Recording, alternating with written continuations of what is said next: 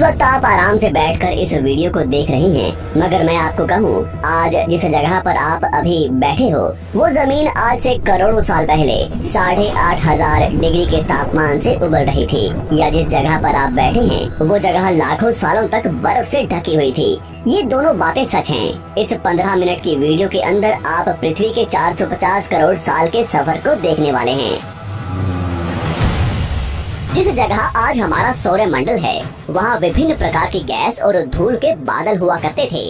वैज्ञानिकों के मुताबिक इन धूल के बादलों से दूर एक तारा हुआ करता था। वक्त के साथ साथ उस तारे की ऊर्जा कम होने लगी, जिसके कारण उसके अंदर एक विशाल विस्फोट हुआ। विस्फोट की वजह से अंतरिक्ष की ये धूल एक दूसरे से दबने लगी। इस दौरान बादलों में स्थित धूल के कण दबाव और गर्मी के कारण बड़े उल्कापिंड और पत्थरों में परिवर्तित हो चुके थे, और इसी दबाव की वजह से इन बादलों में स्थित रेडियो एक्टिव पदार्थ ने ग्रेविटी का निर्माण किया। इस ग्रेविटी के कारण बीच में हाइड्रोजन और हीलियम इकट्ठा होने लगे।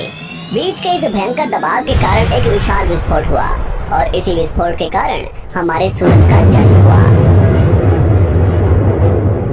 अंतरिक्ष में फैले एस्ट्रॉयड यानी क्षुद्र ग्रहों में भारी वजन की वजह से सूरज के करीब आकर सूरज की परिक्रमा करने लगे। धीरे धीरे इन्हीं एस्ट्रॉयड में भारी टकराव हुआ, जिसके फलस्वरूप मरकरी, विनस, अर्थ और मार्स जैसे ग्रहों का निर्माण हुआ। वैज्ञानिकों के मुताबिक उस वक्त पृथ्वी और मार्स यानी मंगल ग्रह के बीच थिया नामक ग्रह सूरज की परिक्रमा किया करता था। पृथ्वी पर ग्रेविटी होने की वजह से सूरज की परिक्रमा करने वाले एस्ट्रॉयड अब पृथ्वी की परिक्रमा करने लगे, और धीरे धीरे करोड़ों सालों तक ये पृथ्वी पर गिरते रहे। और ऐसी घटना हमारे पड़ोसी ग्रह थिया पर भी हो रही थी, जिसके कारण थिया पृथ्वी के और करीब आने लगा और आकर पृथ्वी से टकराया।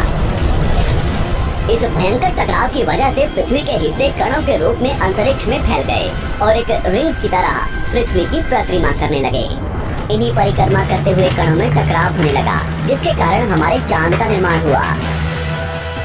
उस वक्त पृथ्वी पर सिर्फ एक ही समुद्र हुआ करता था, और वो था 1900 डिग्री सेल्सियस के तापमान पर उबलते हुए लावेगा। उबल रही थी वो सारी चीजें जिसे आज आप अलग अलग नाम से जानते हैं। वक्त के साथ साथ पृथ्वी धीरे धीरे ठंडी हो रही थी, जिसके कारण पृथ्वी के भारी तत्व जैसे धातु और रेडियो एक्टिव पदार्थ पृथ्वी के केंद्र में जाकर इकट्ठा हो गए, और हल्के पदार्थ पृथ्वी की सतह पर आ गए। लाखों सालों तक पृथ्वी पर उल्कापिंडों की बरसात हुई, और इन गिरते हुए उल्कापिंडों में जमा था नमक, मिनरल्स और पानी। करोड़ों सालों तक इन उल्कापिंडों की बरसात होती रही, और धीरे धीरे पृथ्वी की ऊपरी सतह पानी से ढकने लगी। वैज्ञानिकों के मुताबिक यही वो वक्त था जब दूर गहरे पानी के अंदर निकलते ज्वालामुखियों से पहली बार सूक्ष्म जीवों का निर्माण हुआ। लाखों सालों बाद एक वक्त ऐसा आया जब पृथ्वी की पूरी सतह पानी से ढक चुकी थी। हमारी पृथ्वी के सबसे अंदर का कोर रेडियो एक्टिव पदार्थ से बने होने की वजह से हरदम गर्म होता रहता है, लेकिन जब भी पृथ्वी की ऊपरी जमीन ठंडी हो जाती है, तब पृथ्वी के अंदर की गर्मी बाहर नहीं निकल पाती, जिसके कारण ज्वालामुखियों का निर्माण होता है। और उस वक्त कुछ ऐसा ही हुआ। पानी से ढकी हुई पृथ्वी पर हजारों की तादाद में ज्वालामुखी निकलने लगे, और आने वाले लाखों सालों तक इन ज्वालामुखियों का निकलना जारी रहा, जिससे पानी के ऊपर जमीन का निर्माण हो रहा था। इस वक्त भी पृथ्वी पर वातावरण न होने की वजह से अंतरिक्ष से उल्कापिंडों की बरसात हो रही थी। आज से लगभग 300 करोड़ साल पहले पृथ्वी पर ऐसा वक्त आया जब पृथ्वी का वातावरण लगभग स्थिर होने लगा था। ज्वालामुखी निकलने धीरे हो गए थे, और पृथ्वी का एक दिन 12 घंटे का हुआ करता था। साल बीतते गए, और धीरे धीरे ये सूक्ष्म जीव विकसित होते गए और समूह में रहने लगे। आज से लगभग 250 करोड़ साल पहले पहली बार पृथ्वी पर ऐसे जीवों का निर्माण हुआ जो जीने के लिए ये पानी के अंदर के मिनरल्स यानी खनिज पदार्थ और धूप का इस्तेमाल करते थे, और मल त्याग के रूप में ऑक्सीजन बाहर निकालते थे। इस वक्त तक पृथ्वी पर ज्यादातर ज्वालामुखी निकलने बंद हो चुके थे, और इन माइक्रोबैक्टीरिया की वजह से वातावरण में ऑक्सीजन की मात्रा बढ़ रही थी। वातावरण में ऑक्सीजन बढ़ने की वजह से पृथ्वी का वायुमंडल बनना शुरू हुआ, और आने वाले हजारों सालों तक वातावरण में ऑक्सीजन की मात्रा बढ़ती रही, जिसकी वजह से पृथ्वी के ज्यादातर हिस्सों में ये सूक्ष्म जीव फैल गए। हजारों सालों बाद एक वक्त ऐसा आया जब पृथ्वी में ज्यादा ऑक्सीजन बढ़ने के कारण ये सूक्ष्म जीव मरने शुरू हो गए। उस वक्त तक पृथ्वी का वातावरण ठंडा होने के साथ साथ ऑक्सीजन से भी भर चुका था, जिसके कारण जमीन और वातावरण में स्थित आयरन यानी लोहे के मिनरल्स पानी में स्थित ऑक्सीजन से रिएक्ट होने लगे। और एक वक्त ऐसा आया जब पृथ्वी की जमीन आज के मार्स के जैसे लाल हो चुकी थी। वक्त बीतने के साथ साथ धरती की टेक्टोनिक प्लेट्स में दरार होने लगी, जिसके कारण पृथ्वी के अंदर का लावा जमीन की तरह कई लाखों सालों तक खुला उबलता रहा। और यही वो कारण था जिसके कारण पृथ्वी के वातावरण में कार्बन डाइऑक्साइड की मात्रा बहुत बढ़ गई और पृथ्वी पर एसिड की वर्षा शुरू हो गई। एसिड रेन की वजह से पृथ्वी का तापमान घटने लगा और तापमान इतना घटा कि पृथ्वी के ऊपर स्थित पानी बर्फ में परिवर्तित होने लगा। पृथ्वी पर पहली बार भयंकर आइस एज आया।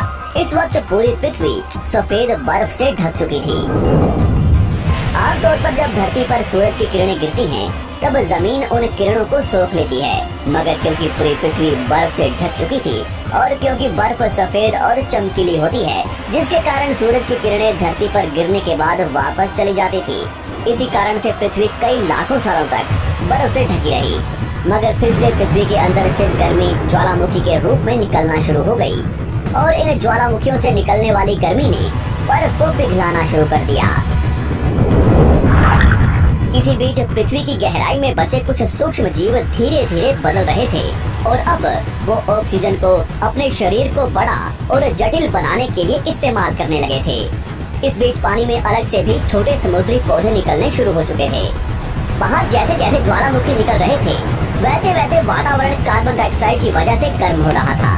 वक्त के साथ साथ बर्फ तो पिघलने लगी, मगर धरती पर फिर से एसिड की वर्षा शुरू हो गई, जिसके कारण फिर पृथ्वी ठंडी होने लगी और फिर पृथ्वी की ज्यादातर सतह बर्फ से ढक गई।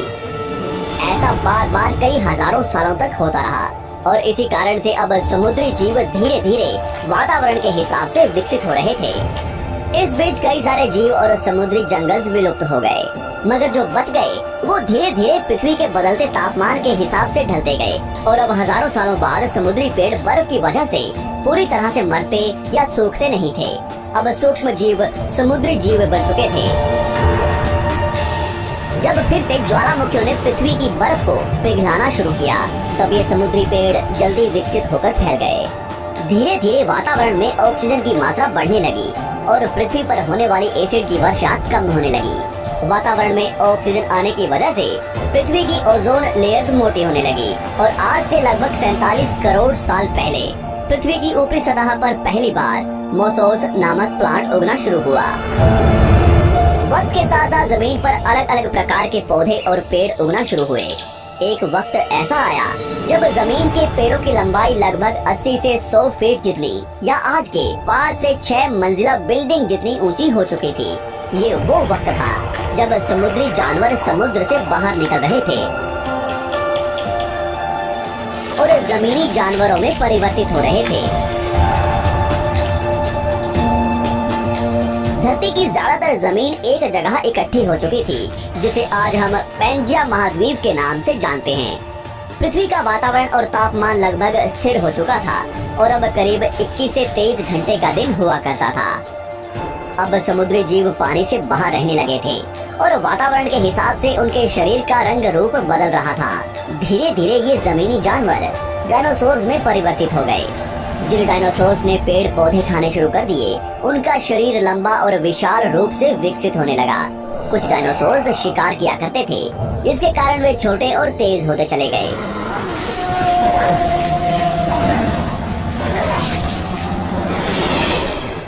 पृथ्वी की ऊपरी जमीन एक जगह इकट्ठी होने के कारण ज्यादातर जमीन रेगिस्तान और बंजर हो चुकी थी। ज्यादातर जंगल समुद्र के करीब हुआ करते थे, जिसमें डायनासोर्स रहा करते थे।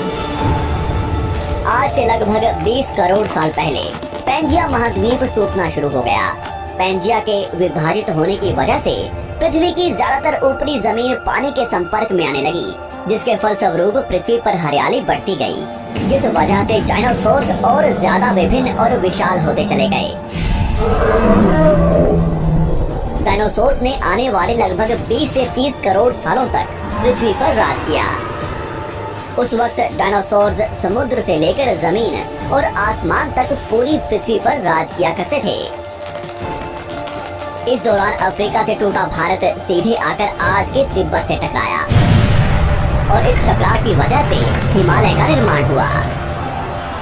आज से लगभग 6.5 करोड़ साल पहले पृथ्वी की तरफ आज के माउंट एवरेस्ट से भी बड़ा लगभग 4.5 लाख करोड़ किलो जितना वजनिया उल्का पिंड लगभग 80,000 किलोमीटर प्रति घंटे की स्पीड से पृथ्वी की तरफ आ रहा था। पृथ्वी की सतह को छूते ही उसमें भयंकर आग लगी और वो जलते हुए सीधा पृथ्वी से टकराया। इस टकराव से निकलने वाली ऊर्जा आज के 10 करोड़ परमाणु बम एक साथ फटने के बराबर थी। जहाँ ये उल्का पिंड गिरा वहाँ के जानवर और पेड़ तुरंत भाप बनकर जल गए। गिरते ही पृथ्वी पर पूरी तरह धूल फैलने लगी। समुद्र में भयंकर बाढ़ आने लगी। भूकंप और आग ने पृथ्वी को जलाना शुरू कर दिया। कुछ ही घंटों में पूरी पृथ्वी के वातावरण में हानिकारक गैस और धूल की वजह से पृथ्वी नर्क हो चुकी थी। डायनासोर्स, घुटन, आग और भूखमरी से पूरी तरह विलुप्त हो गए। इस वक्त हमारे पूर्वज जमीन के अंदर रहा करते थे, जिसके कारण वो इस विशाल प्रलय से बच गए। पृथ्वी का वातावरण पूरी तरह से काला और अंधेरा हो चुका था, जिससे धूप भी जमीन तक नहीं पहुंच पा रही थी। पृथ्वी के पेड़ और ज्यादातर जानवर विलुप्त हो गए। वातावरण में धूल और हानिकारक गैस के कारण पृथ्वी पर फिर से एसिड की वर्षा शुरू हो गई और फिर पृथ्वी ठंडी होकर बर्फ से ढक गई। लेकिन इस बार पृथ्वी की बर्फ लाखों सालों तक नहीं जमी रही और 80 से 90 हजार साल बाद ये बर्फ पिघलने शुरू हो गई। जैसे ही धरती पर वातावरण फिर से पहले जैसा होने लगा, वैसे ही ये छोटे जीव जमीन से बाहर आना शुरू हो गए। उस वक्त पृथ्वी की बर्फ पिघलनी शुरू ही हुई थी, जिसके कारण अफ्रीका में घने ठंडे जंगल हुआ करते थे और इसी बीच ये जमीनी जीव बंदरों में परिवर्तित हुए। मगर जैसे जैसे पृथ्वी गर्म होने लगी, वैसे वैसे अफ्रीका के ये जंगल सूखने लगे। जंगल की चीजें खाने वाले बंदरों को खाने की कमी होने लगी। खाने की तलाश में इन बंदरों ने अपने पैरों पर चलना शुरू कर दिया, जिससे उन्हें दूसरे जानवरों के शिकार करने में मदद मिलती थी। धीरे धीरे बंदर एप्स यानी वानर में परिवर्तित हुए। खाने की तलाश में ये एप्स पृथ्वी के दूसरे हिस्सों में फैलने लगे और धीरे धीरे उनके शरीर का रंग रूप वहाँ के मौसम के हिसाब से बदलता गया। वक्त के साथ साथ हम आदिवासी बने। हमने हथियारों से लेकर आग का आविष्कार किया। हम धीरे धीरे इंसान के रूप में विकसित हुए। हमने धर्म से लेकर परिवार, भाषा और संस्कृति का निर्माण किया और वक्त के साथ साथ हम विकसित होते चले गए और आज हम इस पृथ्वी की सबसे विकसित प्रजाति बन चुके हैं। पृथ्वी को आज के जैसे बनने में लगभग 450 करोड़ साल का वक्त लगा है और हमें एक छोटे जमीन में रहने वाले जानवर से इंसान बनने में कई लाखों सालों का।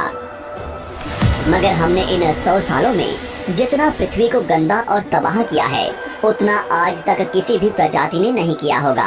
हम फिर से धरती को गर्म कर रहे हैं और कार्बन डाइऑक्साइड की मात्रा बढ़ा रहे हैं। वैज्ञानिकों का मानना है कि पृथ्वी पर फिर से विशाल परिवर्तन होने वाला है। भविष्य में पृथ्वी कैसी होगी, जानेंगे हमारी अगली वीडियो में।